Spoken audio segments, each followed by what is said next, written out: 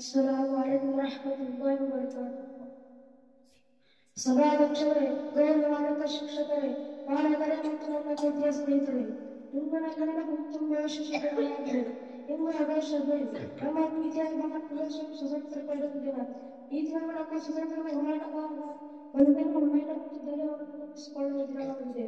ಸ್ನೇಹಿತರೆ, ಸ್ವತಂತ್ರ ನಾವು ನಮ್ಮ ಅತ್ಯಂತ ಬದುಕಬಹುದು, ವಿದ್ಯಾಭ್ಯಾಸ ಮಾಡಬಹುದು ಮತ್ತು ನಮ್ಮ ಧರ್ಮವನ್ನು ಅನುಸರಿಸಿಕೊಂಡು ನಮ್ಮ ದೇಶಕ್ಕಾಗಿ ಒಳ್ಳೆಯದನ್ನು ಮಾಡಬಹುದು.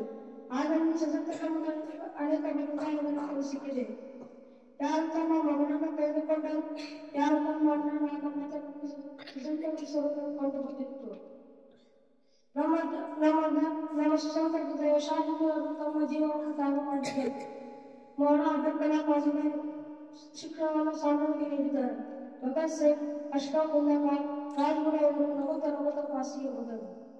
ಟಿಪ್ಪು ಸುಲ್ತಾನ್, ಸರ್ ಸೈಯದ್ ಅಹಮದ್ ಖಾನ್ ಅವರು ಜನತೆಗೆ ಜಾಗೃತಿ ಮೂಡಿಸಿದರು. ನಾವು ರಕ್ತವನ್ನು ಕಟ್ಟಿದ್ದೇವೆ, ಇಂದಿಗೂ ಜೀವವನ್ನು ಕೊಡಲು ಸಿದ್ಧರಾಗಿದ್ದೇವೆ.